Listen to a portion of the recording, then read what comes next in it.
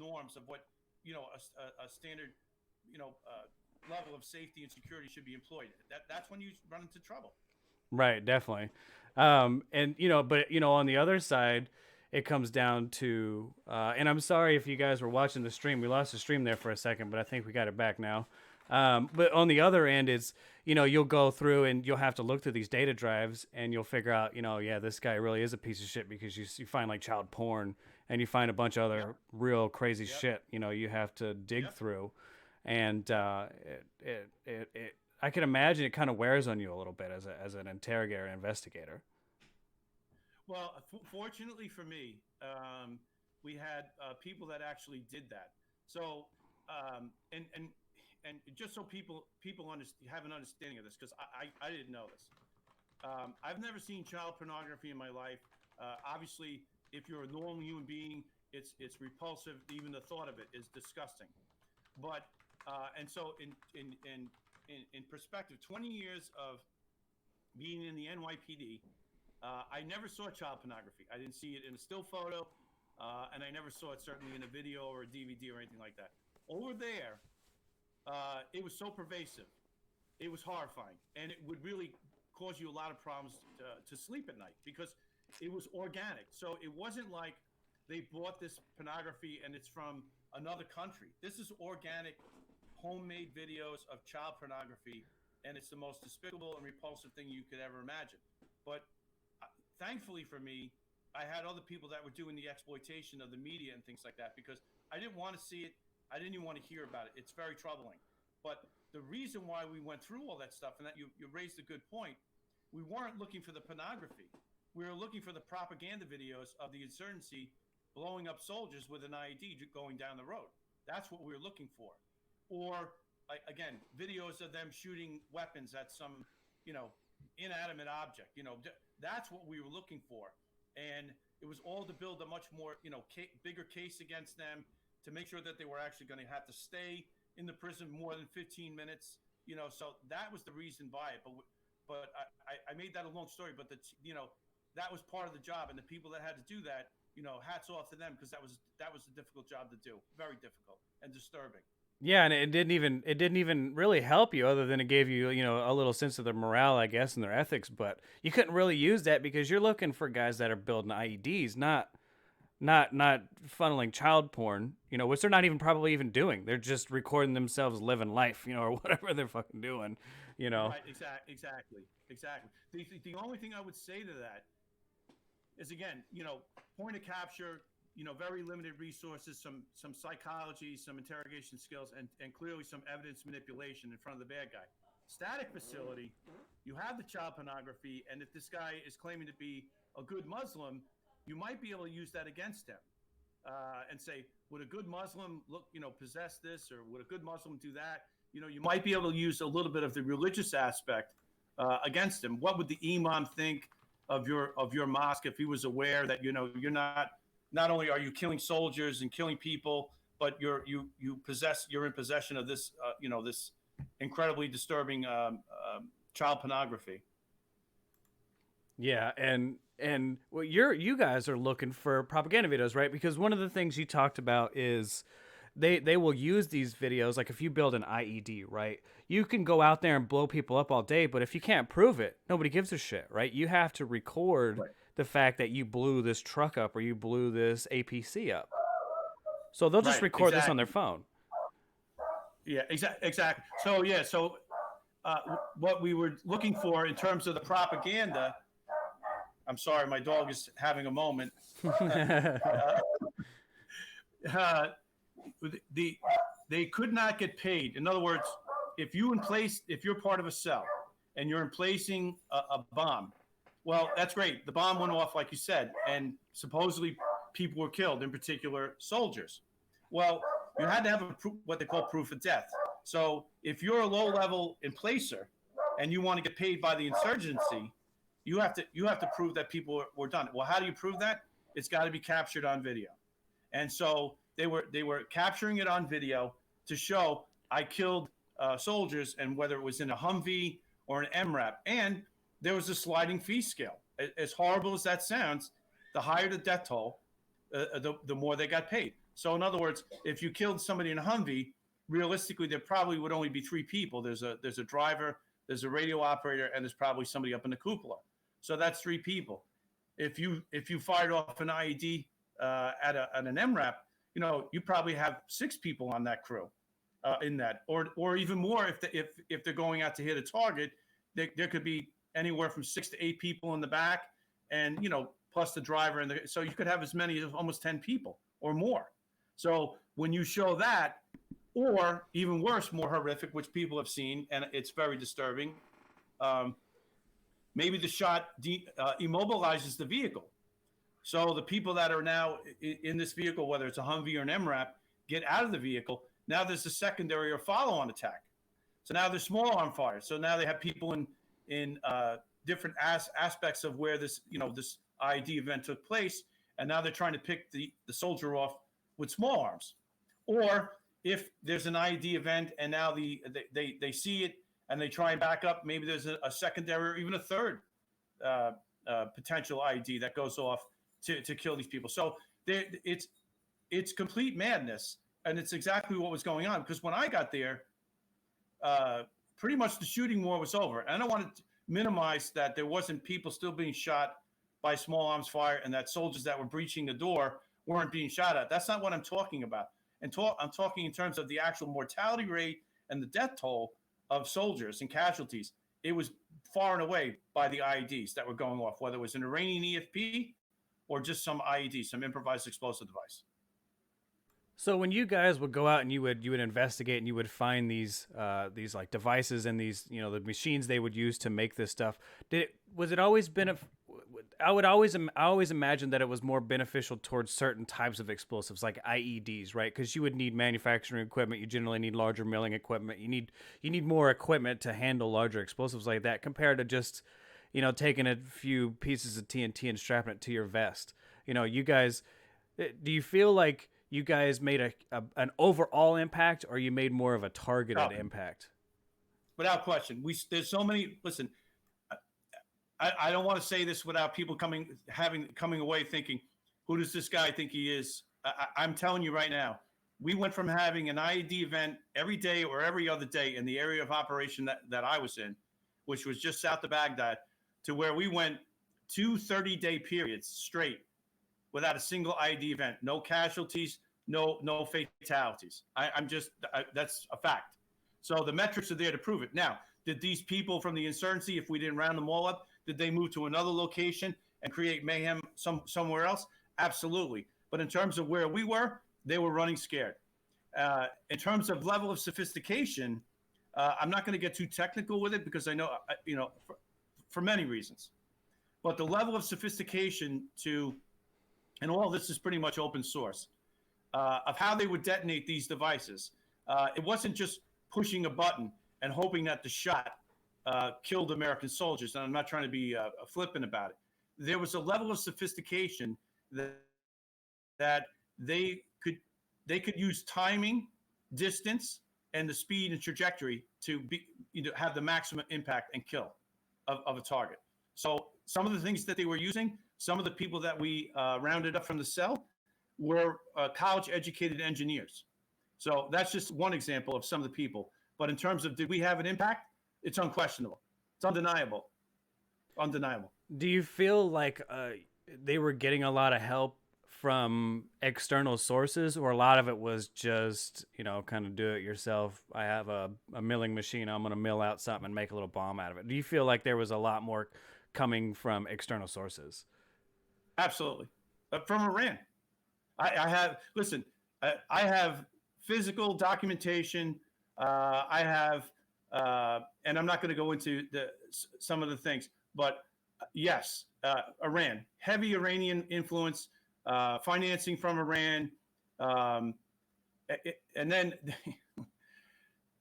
yes, and I have the documentation to prove it. There was a heavy Iranian influence, but because they had the most to gain.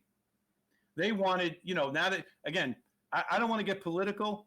I didn't go to Georgetown and study political science, but I don't know where in the world, anywhere in the world, where you take a Sunni nation, and albeit it was being ruled by Saddam, and now remove a Sunni leader, which Saddam agreeably is bad, and install a Shia leader who actually hates the Sunnis.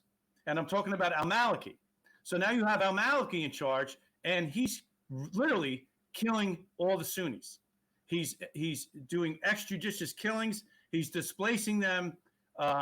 He's torturing them. He's extorting them, all under the legal guise of the U.S. coalition forces. They have so much top cover and so much politics involved. And again, I'm going to come back to my original thought. I didn't go to Georgetown. I didn't study political science. But I got to think that if you're a Sunni nation, and all the Sunni nations to date, we're in pretty good favor with, in the Gulf nations, and there's some issues obviously with Saudi Arabia, but by and large, we get along pretty well with the Sunnis. Any Shiite country, we have problems with. So why they would take a guy like al-Maliki, who was in exile for 13 years, and bring him back, and now suddenly make him the prime minister, one of the most corrupt, vicious people on this planet. I don't get it. I don't know who thought that was a good idea. I don't know who told President Bush that was a good idea, but that's exactly what they did. Yeah, I think we haven't learned from our past experiences that, trying to push coups and regime changes, they just don't work. You have to have a political body that's organically grown, not forced. It's just not going to work. It never works. Our system barely works as it is, but if you force it to go one way or the other, then it just makes it, completely unbalanced, and it just does not work. And I agree. And you're a Westerner. People, listen, if we, like you said, we can't get along with people in our own country, and we're all Americans. Okay, we have so much trouble right now. And again, I don't want to make this political, but can you imagine being an American, okay, and we're having problems, and now we have an Arab culture coming in trying to force their ways on us? This is exactly what's going on. And it doesn't work. It's a square peg in a round hole. It doesn't work. And they would have been better served, as you say, promoting from within, from their own populace, people that would be fairly elected that they actually wanted, as opposed to bringing in a guy that clearly was a bad guy. It's a bad actor. There's no getting around it, period. Yeah, we're not very good at picking new leaders, it seems. Even finally go through all that work, and we force somebody in there, and it never works. It never works. And they could be good. They could be aligned with all of us, or aligned. It never works. You have to have it grown organically. You have to have the people want change. You can't force change on people. I agree with you 100%. So one of the other things I wanted to talk about too was, we were talking about working with different aspects of the military, and you being a contractor, it was generally you and the Army. But to be more specific, one of the people that you talked to, or one of the groups you talked about working with, and I think it's pretty obvious, is the EOD guys, right? So the explosive ordnance disposal guys, the guys who get rid of the bombs, right? They're generally the first ones on scenes. They secure the area, they blow the bomb up, and then everybody goes home, right? And that was how I always imagined it, right? When you find an IED, you go out there, you blow it up, everybody goes home. But you put a whole different perspective on, like, well, yeah, we need to look at it first. Like, let's take a look and figure out where it came from. Let's figure, have we come across some of these that look like this before? Because maybe we know the guy who made it, And I wonder if you could talk a little bit about what it was like working with EOD, and, maybe some of the things that grew out of working with you guys, where they're not just blowing everything up they find for safety reasons. Well, that's a great question. I will tell you that the relationship between the team and even the Army units that we supported in terms of working with the Army EOD was very toxic. We didn't get along. They felt like, why are you here? We do exactly what you do. And actually, nothing could have been further from the truth. They didn't do anything with what we did. And we would call it BIP, blow in place. So again, any forensic evidence that could have been there was destroyed. Any signature, any wiring mechanism, any photographs that could have been taken, they make it seem like we were going to walk out there and pick the thing up with our hands and do a physical examination. But the thing is, what they were doing was they were intentionally destroying a crime scene. So we would go out to a scene, and depending on who got out the gate first, would basically have somewhat of a say or some primacy on the scene. But we were always under operational control or beholden to the organic EOD unit. And there's a lot of things that I've talked about actually in the book about them, and in particular, certain people from that particular unit. But really, to be honest with you, in terms of exploitation value, they really didn't bring much to the table. When you talk about what we did in terms of, a real human intelligence combined with actual physical evidence, bomb making material, far and away, the value of what the team did collectively and the units that we supported did collectively was far greater than any EOD exploitation. Now, people in the EOD community are going to hear this and they're going to be like, F you, Chris, that's BS, blah, blah, blah, blah, blah. Like, well, you can have that argument with me. I'm happy to sit down and discuss it with you and debate it with you. But in terms of saving lives and in terms of actual exploitative value and human intelligence, there's no comparison between the two. The metrics proved it. The EOD unit was there before we got there, and people were being killed, unfortunately. The team got up and running in about 6 months, and the IEDs went down, and the soldiers weren't getting killed anymore. So it's a metric that's undeniable. It's undeniable. So when we always watch movies. I kind of compare everything to movies. It is what it is. But we watch as most media people get when it comes to the military. You watch a movie and they talk about the Enigma machine, right? Oh, we're gonna go on this submarine. We're gonna steal this machine, and it's gonna translate all of the, like U-571. Gonna translate all of the German codes, and we're gonna get it right. And it's all based on going in, not just blowing the submarine up, but you steal it, you steal the equipment on it, you take it back, and then you got to figure out how it works, right?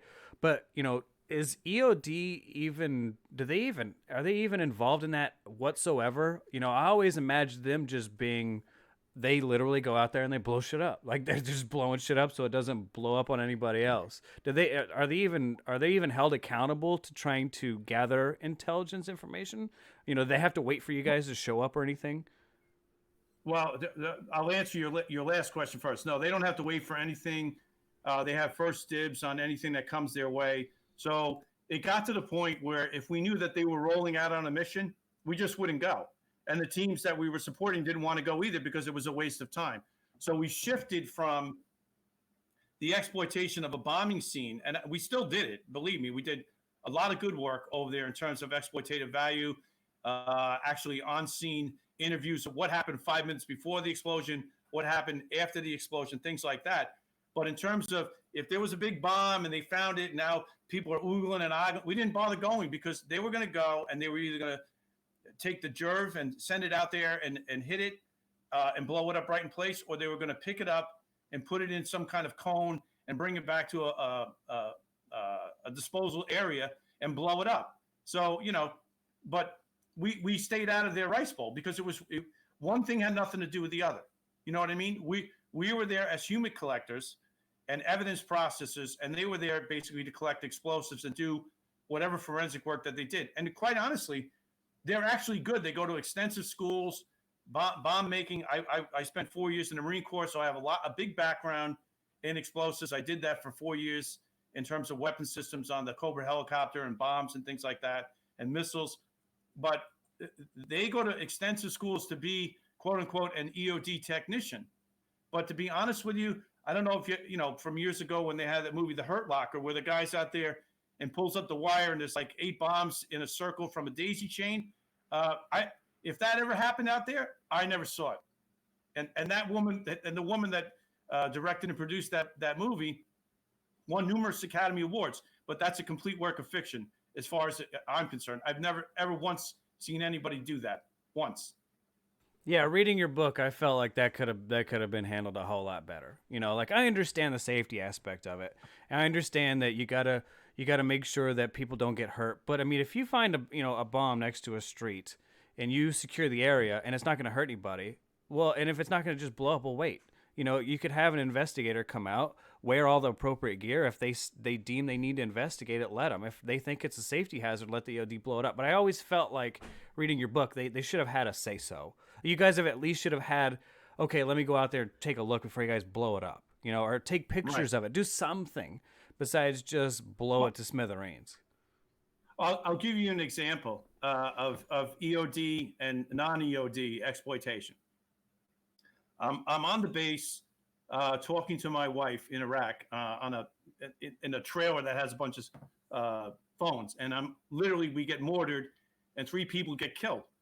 So the Army turns around and responds by shooting off the 155 howitzer into the area of where this point of origin is, from where these mortar rounds came. And in doing so, they killed some bad guys. Yay, score one for the Army, right? The next day, I get tasked on a day op, and most of our operations we did at night. But, they started with a briefing at 9, and we rolled out usually around 10, 11 o'clock at night. But this was a daytime op, and they want us to go out there and exploit and interrogate the scene of where this mortar launch had taken place, and see if we can get some fidelity on where it happened and who did it and things like that. So I'm out there with my team. I'm out there with an Army unit that I didn't normally support, and a very, very nice lieutenant who's out there, and I'm doing my thing. And it turns out that the rails that the mortar was launched from were now suddenly in a school that is a Sunni madrasa. And so we go out there and we find it, and in doing a basic one-on-one exploitation of the scene, we notice that there's no scorch marks on the ground where this rocket rail was. So clearly it was placed there after the fact. It wasn't there where it's not the point of origin for the launch, is what I'm trying to say, without getting too technical. So who put it there? Well, this particular mahalla was divided equally between Sunni and Shia. So I'm assuming, and again, because we killed some people in retaliation for them killing 3 of our soldiers, I'm of the opinion that the Shia put it on the Sunni side because they didn't want to be labeled as the bad guys, okay? But again, the forensic evidence doesn't bear that out, and EOD didn't come out to exploit this scene.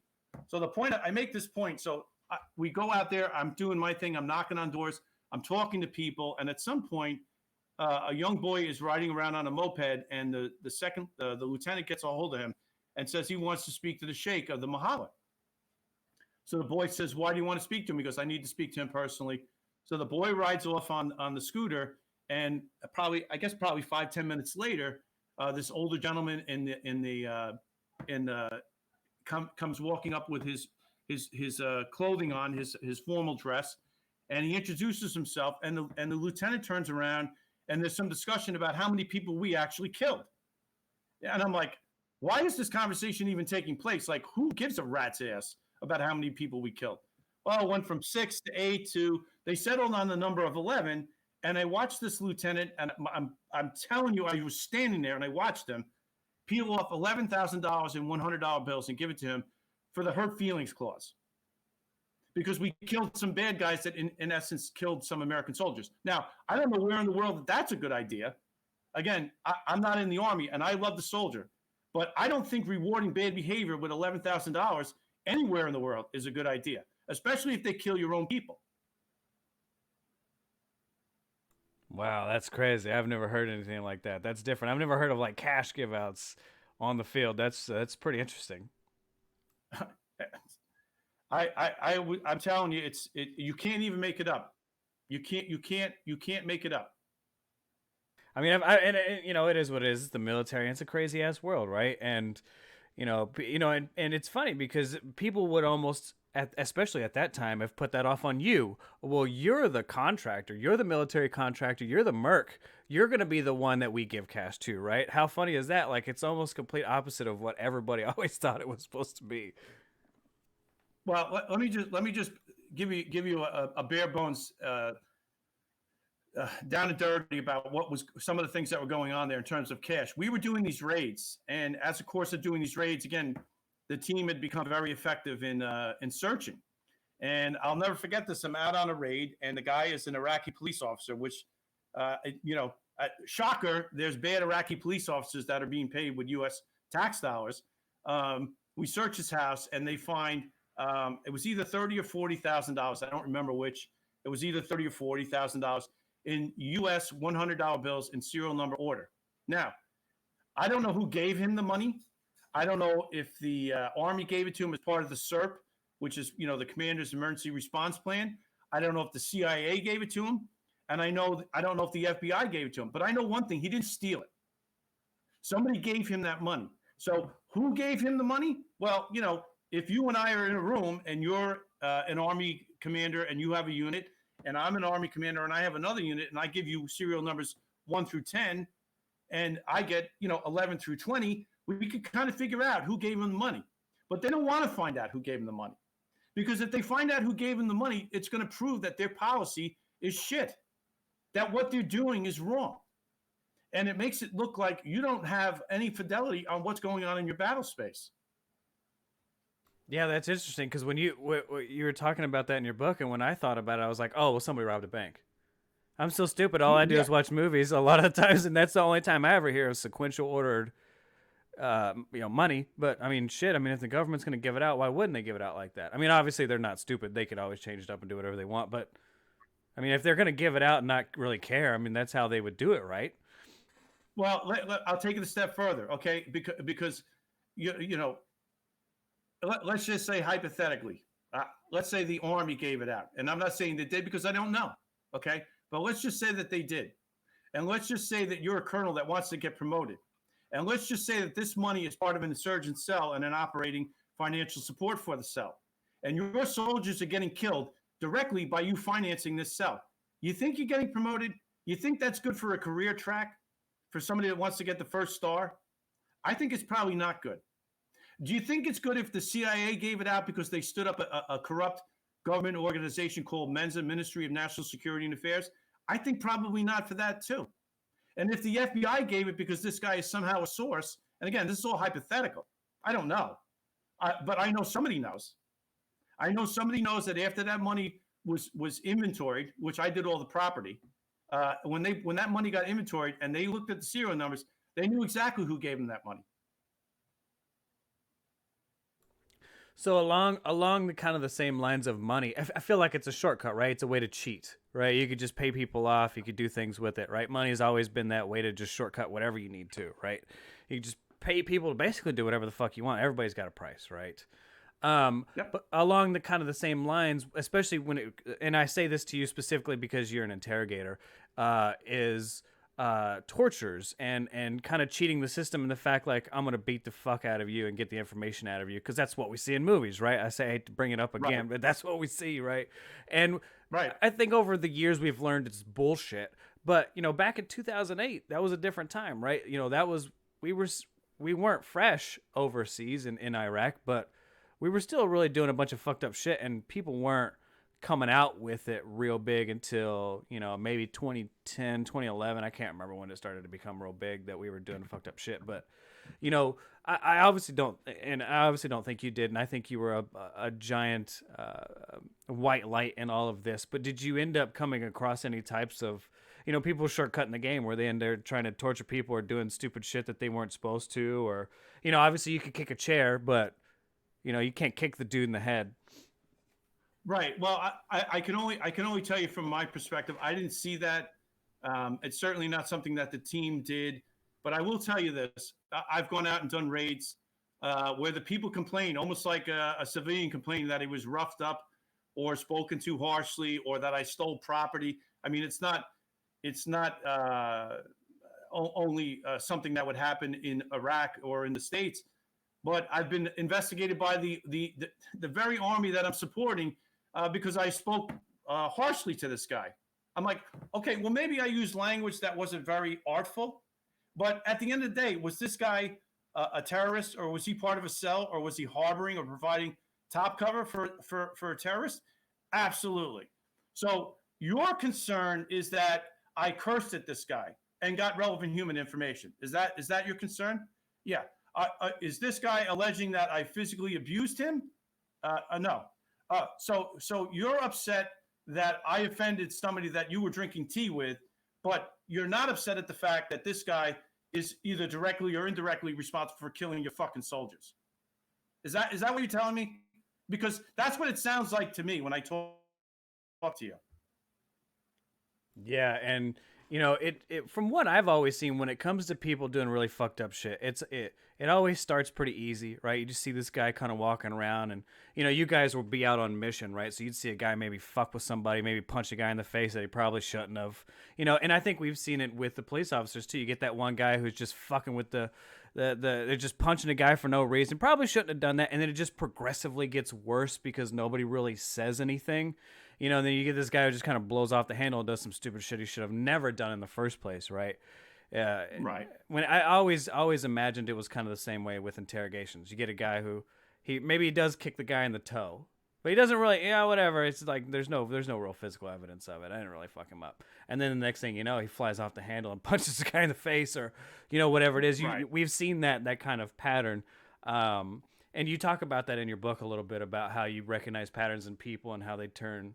You can kind of recognize how they're shitty people, and it kind of is part of the environment, right? It's, God, I hate to say it again, but it's in every movie. You always have that guy, that's, you're in the military, you're in an area that's, questionable, and, ethics and morals are a little bit more questionable over there, and you can get away with more shit because it's a war zone, and, people do some really fucked up shit, and it's really, and that's another reason I really wanted to talk to you about this. It's really nice to hear that it wasn't just everybody over there fucking waterboarding everybody.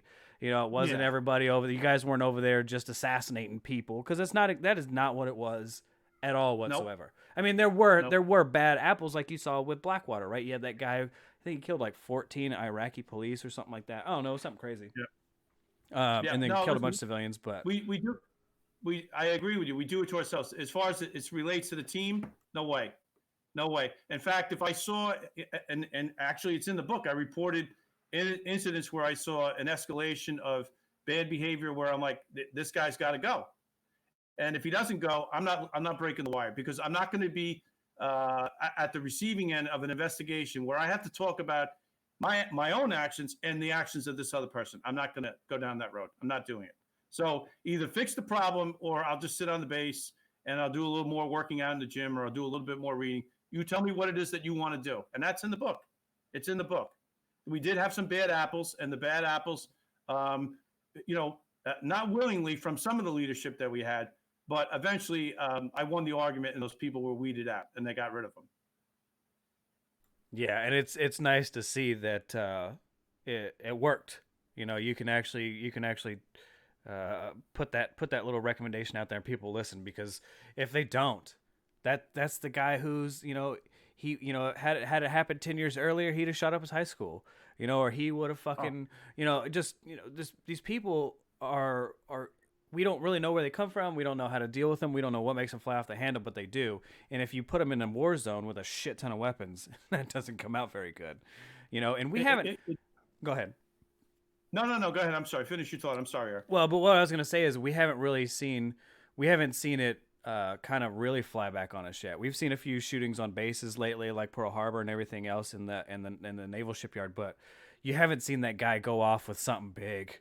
You haven't seen that guy explode a torpedo. You haven't seen that guy walk around with a fully loaded machine gun and just unload on an entire building. Like, we haven't seen that yet. And I hate to say it, I don't want to see it happen, but we keep pushing this shit under the rug where we don't deal with these people, and it just seems to be getting worse and worse. And I fear that that's going to happen. And it's nice to hear that, there is ways to get rid of these people. Yeah. I listen again, you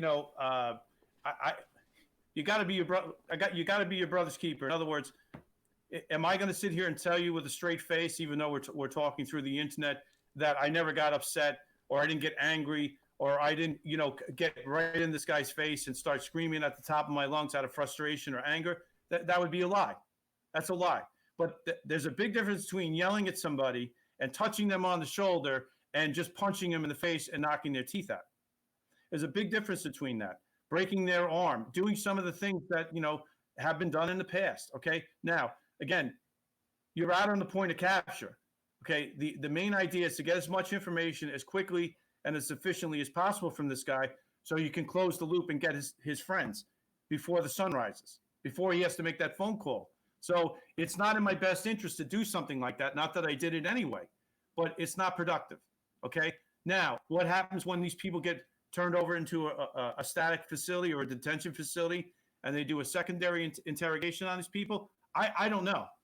I only know like what you've read, what I've seen in the news, and I'm not here to cast aspersions on what other people did. I'm just telling you, the team didn't do that. The people I work with were professional, super smart people. Some of them were very stubborn. And I think, very much type A personality, very much like myself. And I admit to that. But at the end of the day, we worked as a team, and the team was very successful.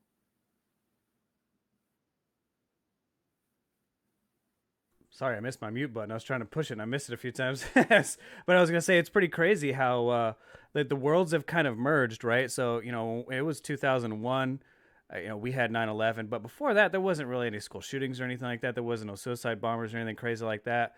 And then we go to Iraq and we see all this happens, and now we come back and it's all happening here, and we all see the same shit here. And the lessons that we learned over there, I feel, especially you guys, maybe you're a little bit older now, so you're not gonna like just be a fresh new guy at, the NYPD giving them a bunch of stuff, but you come back over here and you train them on what you saw over there, because an IED on the side of a road in Iraq isn't a whole lot different than a propane bomb on the side of a Boston Marathon, right?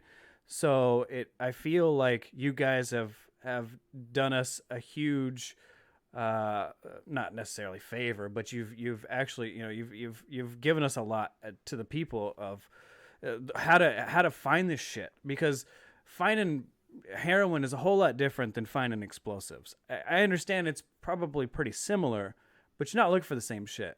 People who are shooting up heroin are they're kind of cohesively doing it with themselves. They're not trying to really hurt anybody else. But when you look at somebody who's trying to blow up the side of a marathon, I mean, that's their entire fucking goal no matter what. There's no happiness. There's no trying to escape anything. It's about fucking killing people. And Exactly. I feel like you guys have brought a whole lot back. One of the things I want to try to get out of this too, because you were an interrogator, I have kids. I would like to know how I can get them to tell me if they've done something bad. So you got any like tips for us on how you can interrogate? I would say your kids, but I mean, if you're a police officer or whatever, maybe you can give us a few tips. I mean, I don't know. Well, if you said the very magic word, kids. So one of the things that we would do in interrogations, obviously, I didn't bring all three people into the bathroom. First of all, it's not physically possible. And second of all, you don't want the other person hearing the statements of the other person. So we use statements from each individual person. So, for example, you have a certain set of facts and a certain set of facts. So you come home from work, your wife gets home, and the cookie vase is broken.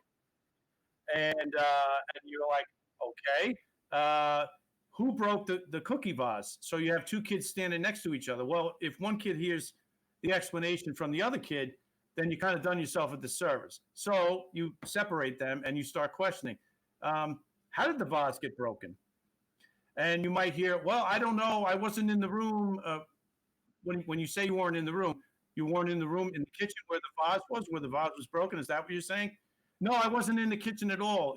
Then you'd bring in the other sibling and ask a similar set of questions. The fact is, the vase is broken, so somebody broke the vase. The question is, who broke the vase, or did they both break the vase? In other words, were they horse playing, throwing a football around in the kitchen or whatever it might be? So that's kind of like how I would approach an interrogation over in Iraq. I would separate these people, and I would ask them certain facts that I knew were true. And then see what their explanation, look at their body language, look at their eye contact. Are they looking down at the floor, or are they engaging with me? So some of the things in body language and behavioral aspects are universal, whether you're in Iraq or whether you're in the kitchen or living room of your home. And see, I've always imagined it like a chess game. So how do you look at let's say your opponent, right, the person on the other side of the table, or where you're investigating them at? And how do you know that you can coerce them being nice, or how do you know if you can coerce them being, commanding and kind of being an asshole and just trying to get it out of them? Like, is that something you can kind of, obviously, I'm sure there's some schools you could go to or whatever, but like, how much of that is really just intuition versus what you could actually learn? Well, it's experience. That's really what it comes down to. Yeah, you got to get a baseline with this person. You got to get a certain set of facts established. So obviously, if you came crashing through the door at 3 o'clock in the morning, this person is amped up, and you're amped up too. So, how you communicate with this person to get a baseline, and how you can get him to actually or her to actually answer questions. You got to start off with some simple questions like, "Hey, what's your name? How old are you? How long have you lived here? Who else lives here with you?" Things like that they would have no reason to lie about. Now, if they start stuttering and saying, I live here by myself, well, there's 5 other people in this house, so that's not true. Okay. But do you jump all over this person for lying? Every time he lies to you, do you get in his face and say, you're lying. It's a, tell me where the rabbit's foot is. No, it's very subtle and it's very nuanced, and it takes time, and you have to answer your questions. What technique you would use, whether it's a fear or ego or love of family or whatever it might be. What works on one person may not work on another person, even from the same family. It really just depends. So you have to get a baseline. You have to establish some form of communication, and you have to ask control questions that the person generally wouldn't lie about. Like, how old are you? What do you do for a living? Did you go to school? Where did you go to school? What did you study? And people would say, why would you waste your time asking questions like that? Well, if you're looking for a bomb maker and the kid says, yeah, I never graduated out of high school, or he's 14 years old and he's clearly not an engineer that graduated out of the University of Baghdad, then he's probably not the guy you want to be spending a lot of time with. But you could ask him a lot of questions that might help implicate the other person. Like, tell me about your uncle. What does he do for a living? Tell me about your brother. What does he do for a living? And then kind of get some facts that you don't know and use them against the person when you finally move on to the next person to bring into the bathroom to talk to them about their involvement or their lack of involvement. So really just trying to piece a puzzle together, right? You're not trying to almost kind of just let them forego the information to you, not necessarily draw them out of it, right? Because I always feel like people will just clam up and not tell you shit. My social security number is blah, blah, blah. My name is blah, blah, blah. And that's all you get, Well, let me just tell you something. If you're a 20-year NYPD guy from the intelligence division, and that's all you got in your bag of tricks, that you're going to scare the information out of somebody, they should have sent me home a long time ago if that's all I did. In fact, they should have sent me home the same day. But, when you have that level of experience, and again, I'm not saying this to sound like a braggart, but when your expectation is of a 20-year-old kid or a 19-year-old kid to have the same level of sophistication and experience, it's just not possible. It's not possible. Think about it in terms of when you graduated out of boot camp or any police academy. Did they just hand you a gun and a radio and the keys to a car and say, hey, go out there and patrol? Like, no, we gotta teach you how to do this. Yes, we understand. You understand the clerical part, how to write a report. We get all that. But how to talk to people, how to calm people down, de-escalate, how to communicate. You're not getting that with a 19-year-old kid. I don't care what schools he went to. It's not happening. It's not happening. So how long do you think it normally for most people? Let's say you go to college, you get out at 22, you have a bachelor's, whatever, and then you go out and you go into the police force. Like, how long do you guys have them trained before you kind of let them loose and go into something solo?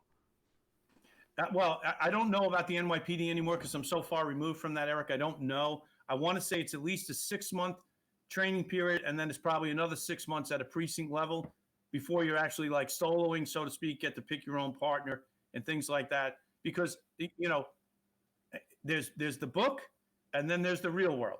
And how it's done in the classroom is clearly not how it's applied in the real world. And, I came on in 1987.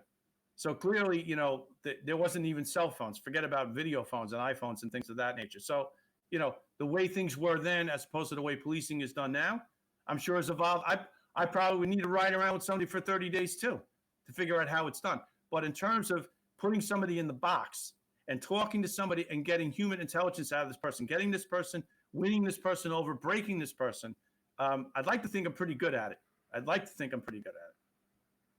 Would you get like a lot of repeat guys that would come back to you and be like, hey, you guys treated me well. I'm just going to like feed you a bunch of information now, right? That was always kind of the part of one of the great things about the art of war is always take your enemies and turn them into, intelligence assets essentially, right? Let them bring information to you. Did you get a lot of those guys that would come back and you could like, not necessarily give them cash. I mean, I guess that's probably something you could have done. I didn't think about that till today, but like, hey, like we won't fuck with you. We'll help, Did you ever see anything like that?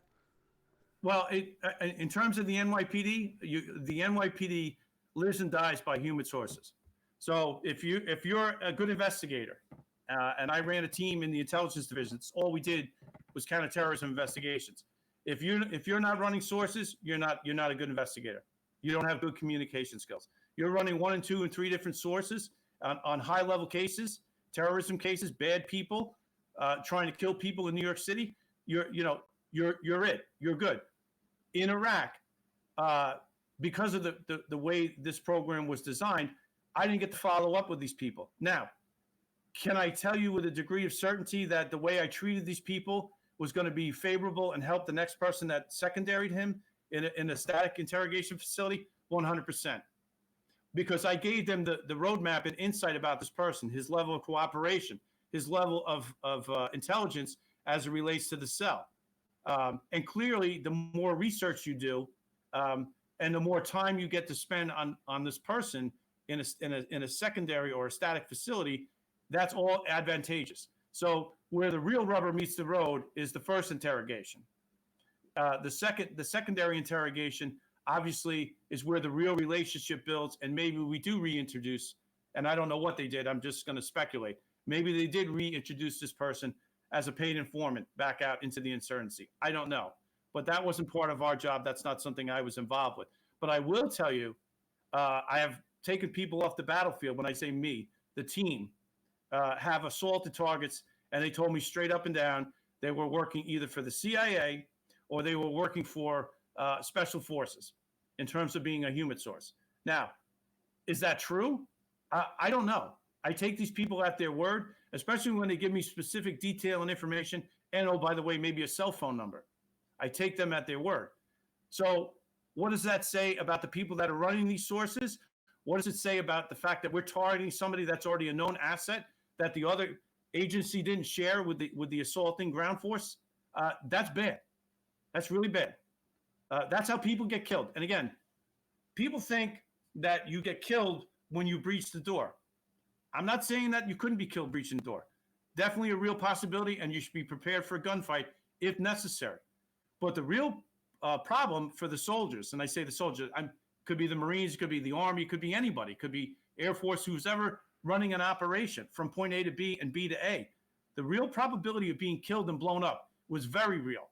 So if I'm going out and I'm assaulting a target and I'm basically picking up a human source that you know, but you just don't want to go out there and get him, or moreover, you don't want to tell me and share that information with me, then you're a scumbag.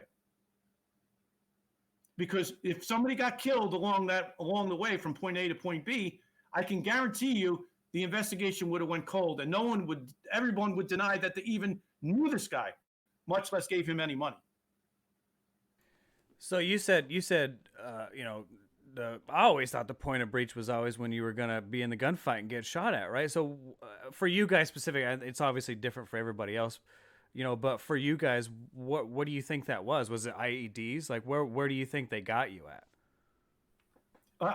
In terms of level of fear or danger, I'm not sure what the question is, Eric. I'm sorry. Yeah, just in general of getting killed. Like you said, the point of breach wasn't where the real danger was. It was after, losing intelligence and what it could have been used for. But like where, I always assumed the point of breach was where you guys got into like the crazy gunfights and where shit really went down all the time. But where do you feel it was? More IEDs or just, guerrilla tactics? Yeah, I mean, just from my own personal experience, my level of fear was greatest when we were traveling to and from. Inside, once the house was made safe, and when I say safe, we had our own organic EOD guys that were very smart. We had our own dogs that would search the house for explosives. And then we also had, people that would search the house for other physical threats, weapons, people, things like that. So once that, the house was made secure and the team rolled in, meaning the team that I was part of, I felt relatively safe. I wasn't really that concerned. But clearly going from point A to point B, it's almost like what you'd see in a movie. The SWAT team is all stacked up. They got all this Gucci gear on. They're getting ready to go, bust down this door of some bad guy's house. Is your heart pumping, and is there a level of fear? Yeah, but we didn't do the breaching. The units that we supported, they did the breaching. So basically, we got called in after that, but we're standing right beside them as they go in. But the level of fear for me from that, because these people aren't fighters. When I talk about the insurgency, they're not. First of all, they're not physical. They're not going to get handy with you. They're not going to get into a fist fight with you. And the overwhelming amount of force that's being applied to them in terms of, Army soldiers that are rough and ready and have weapons, they don't want to get into a gunfight. Believe me, they'll throw their hands up as quickly as possible. They're not going to get into a gunfight with you. Now, hardcore Al-Qaeda insurgents that are in a safe house, not living with their family, you're getting into a gunfight with. That you probably get into. But that wasn't my experience when I was there. I want to be clear about that. And so one of the things I was, I say all, it feels like we roll a lot off of media, and a lot of the stuff that they talk to us about, that they would tell us about in the news, is bombings of convoys and trucks, generally moving vehicles, anything moving or transporting. But you talk about a lot of booby trapping houses and stuff. Did you guys ever, really?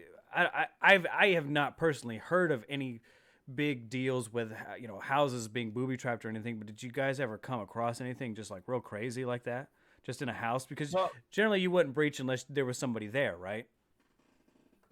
Right. Well, yeah. I mean, the assumption is that the bad guys there, we've kind of like located him, so to speak, and it's not. Again, I'm not going to get into the technical aspects or classification of it, but you have a relative degree of certainty that the person is on the other side of that door. At least you think he is or she is. In terms of the booby trapping of the houses, I didn't see much of that, but I will tell you, we've searched houses and found explosive devices in the house, and we found, in fact, my friend Mike Dominique was searching the house, and this was after the house was cleared by the dogs. And I love the dogs, and they're invaluable, but they're not perfect, and they get tired too. They're affected by things like the heat, long hours, just like any other, like a human being. And they missed a landmine that was set to go. And now you're searching the house because they knew our methodology, and we're searching the house. And my friend Mike was there, and next thing you know, they're pulling. I want to say it was a laundry basket, and they're pulling the clothes out of the laundry basket. And next thing you know, my friend Mike Dominique yells out, landslide, which was the code word, get out of the house, evacuate the house immediately. Turns out there was a plug and play already set to go mine, and had this guy gone one step further and disturbed it, I probably wouldn't be sitting here talking to you, because it would have kicked out the walls from the house, and we would have just been pancaked inside. Man, that's see, people ask me a lot of times, like, why join submarines? Like, why would you want to be on a submarine? And I hate to say it, but I joined in 2002. So I actually joined November 2001, right after September 11th happened. And I had to wait for like 11 months, but they were like, where do you want to go? I was like, well, I don't necessarily want to go to Iraq, but I want to help, and I want to go somewhere where I'm not going to get shot at. And they were like, well, you can be on submarines. You won't get shot there. I'm like, let's fucking go there, because I know I'm not going to get shot on one of them things. So that's funny. And I kind of knew that there wasn't going to be any crazy. I mean, there could have been a crazy war. Who knows? But I kind of assumed this was going to be like a ground war, and I wasn't going to get shot at. And I could be the guy sitting on the platform in the middle of the ocean launching missiles at people. Right? They're not shooting at me, but hearing that you guys are like breaching houses, and it's not even in Baghdad, but in Brooklyn, or just in general, just police officers breaching houses. I'll watch YouTube channels. Like, one of the YouTube channels I watch is police activity, and it's just their cams that they put on their bodies, and it records what they did, and it's always generally somebody got shot or something. But holy fuck, I feel like I'm gonna have a heart attack watching the end of that shit. It's so crazy to me that you just get up front and personal with them, because being in the Navy, we're just on different platforms shooting at each other from really far away. You never see the people that you're shooting at anymore in the Navy, right? They're so far away in another ship. You're shooting them generally over the horizon now. Fuck, you don't even see the ships anymore a lot of the times. So, you're just shooting blips on a screen at this point. You're just playing video games. But you guys are like in it. You guys are up front, close and personal. And one of the things that really interested me, because if I always try to see myself on the other side, like, what if I was that guy and you guys were breaching into my house and you came at me like that? And one of the things you talked about was culture shock, and throwing these guys into this, or not, sorry, culture shock, but capture shock, and throwing these guys into this situation where they're getting captured, shit's real now. Your whole mind process changes. Like, because I'll sit here and go, oh yeah, if the police came in, they broke into my house, I'd tell them that I'm not saying a word, and I need my lawyer, and I could say all this shit in my head all I want to, but when shit goes down, it all goes out the fucking window. It all goes out the window. And to hear you talk about the capture shock versus, being able to take somebody back, put them in your house or in your nice little closed environment where they can't have resources that get in the way. It it's that's the type of human intelligence I feel that we've gotten really good at, is that type of ground, in your face, and at the same time we'll take you back and we'll help talk to you a little bit and try to figure out what's going on. And I've never really thought about the whole mindset difference of, you're on the ground now, tell me everything so how do you feel? Do you feel that bringing people back and interrogating them will get you more information compared to just throw them in a shock, basically right after a flashbang, you're tied up on the ground? How do you feel? What do you think benefits better? Well, I think they're both beneficial, but I do think if some of these people, and some of the people we came in contact with, some of the people that were involved in AQI or jam cell members, they did have formal resistance training, so they would give you the runaround. They would try and take you off topic, answer questions with questions, and you knew right away. In fact, one of the funny things was, we would reach a house and I'd start talking to this guys, and the guy would say immediately, before I even asked him a question in his limited English, or maybe he was fluent in English, I love America and I love George Bush. Well, I knew right away the guy had formal resistance training, because nobody loved George Bush, and they didn't love America. We're invading their country, so they weren't fans of us regardless. So that was actually a tell. When I would hear somebody say that, I knew that they were. But I think they're both good. I think what ends up happening is, just like in terms of even on a stateside level, the people that are under that stress would say things that they wouldn't normally say. They might give information, to lessen their involvement, or because of just genuine fear, or they don't say anything. Secondary interrogations in a separate room, the person's had time to recover. He's reflecting, maybe talk to some of his insurgent buddies in the detention facility, and they're both telling him, don't say anything and you'll be out of here in 2 weeks. So there's good and bad parts to it. But, so I don't want to dismiss the secondary, because clearly if the guy is reintroduced as a source and we're running operations with him based on his human intelligence, then I'm all for it. At the level I'm at, I'm basically just trying to get the rest of his cellmates, the people that are involved in his cell, because if I don't get them, by the time the sun comes up the next day, they're going to be gone. They'll be moved on. They'll move on to Sadr City, which we wouldn't go into.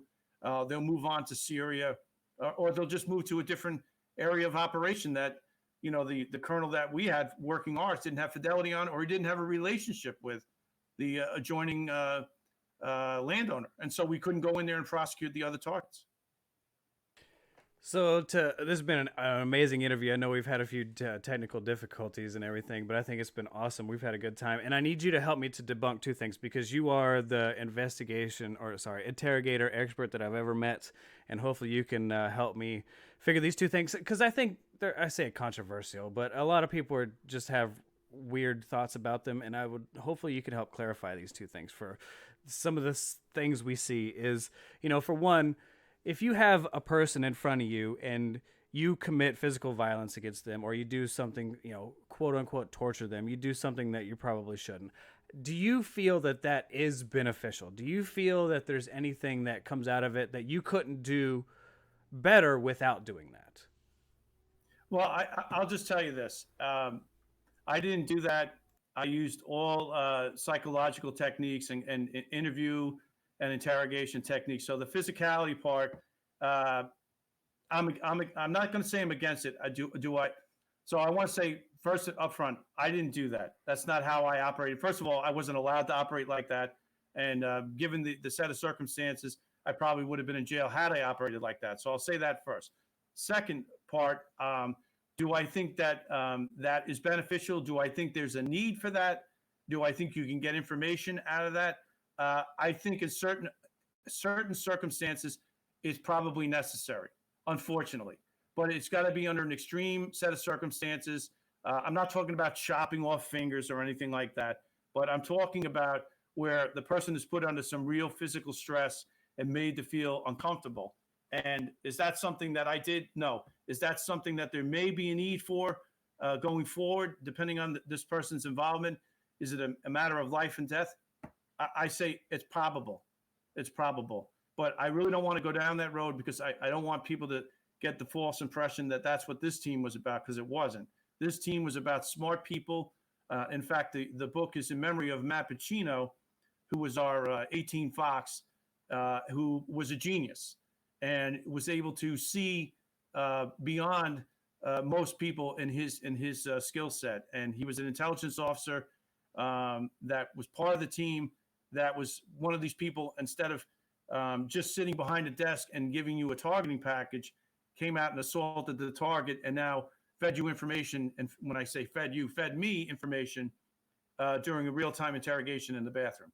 So those techniques combined forces of all these different skill sets, people searching the house, the dogs, the EOD people, the exploitation officers, was the combined genius of those people that made this program, the Phoenix team, such a success. Not just singularly me, not just singularly one person on the team, but the combined efforts of the team.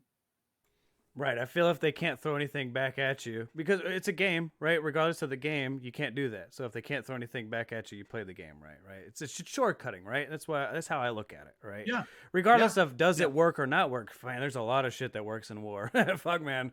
We have learned a lot about shit that really, really works, and a lot of the times we can't deploy it because it fucking ain't worth it, right? In the long run, right? So, but on the other end, on a lighter scale, is and I still hear that we use this, and I've never really understood why, but maybe you could clarify a little bit on polygraphs and, using tools to help you figure out if somebody is giving you the right information or not. Is there something that is kind of a polygraph that actually works? Does it actually work? Maybe you can help clarify that up a little bit for me. I think it's like anything else. First of all, it's a great tool. Was it applied in Iraq? Not at my level, maybe at some other level. Do I think it can give a false positive? Absolutely. I think if you're amped up and somebody asks you a question about your involvement in a terror cell, and you say no, but the indication because of your heart rate and your respirations and things like that indicate that that's a lie. Is it really a lie, or is it just because he's so afraid that you're not going to believe him or her that that no matter what he says is going to give that kind of an indication?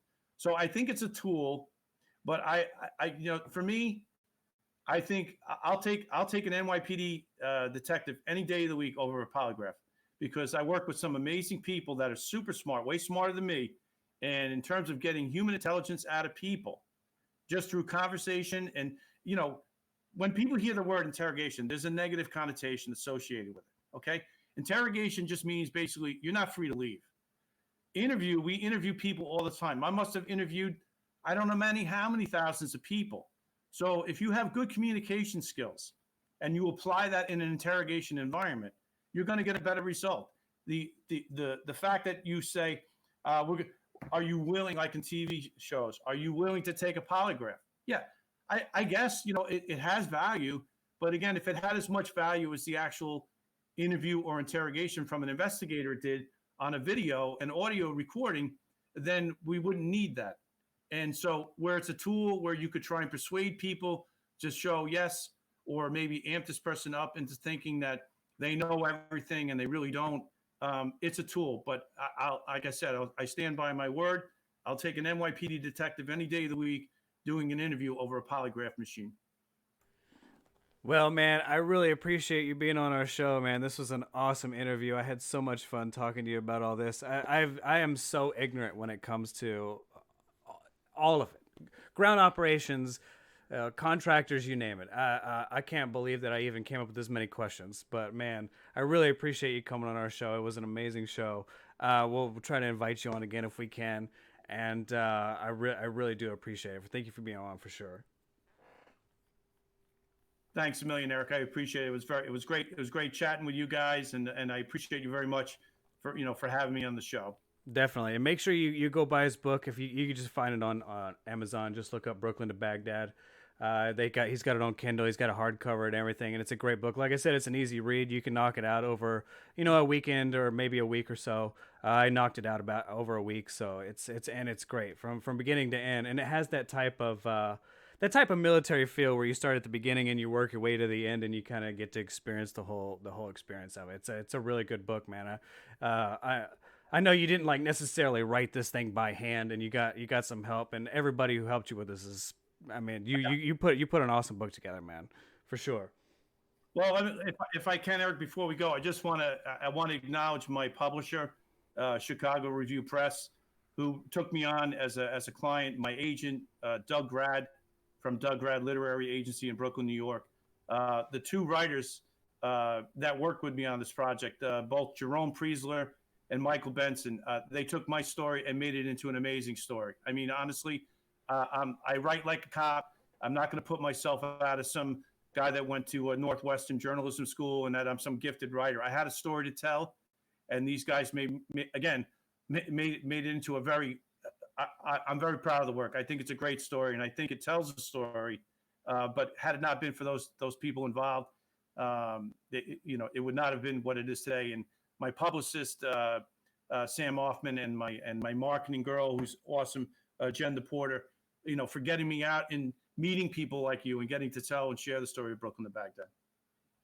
Yeah, I think it's really important that we highlight that too, because there's so many people that that I follow on Twitter, that follow me on Twitter, that listen to the podcast and everything else, that are captains, commanders. They have these awesome stories, these great lessons to learn, whatever it is that they want to share with the world. That they could do that now. I mean, writing a book, you don't literally have to sit down and write every word for word and then try to, bust out a publicist. It's a little bit easier now, and it's worth going through the work to do it, because you get to meet so many people, you get to network with so many people, and you get to share your story with us. And, I'd have never known anything like this had your publicist not hit me up and let me know what was going on. And I've learned so much through this, and I can't thank you enough. So thank you for being on, man. I really appreciate it. If you don't have anything else, I think we're going to go ahead and shut this thing down. Okay, great. Thank you so much again, Eric. And tell Greg I hope he feels better. Yeah. He's being a pansy. It is what it is. He's going to be all right. But thanks. Like I said, thanks for being on again. I appreciate it. You guys have a good night. All right. Happy New Year if I don't speak to you beforehand.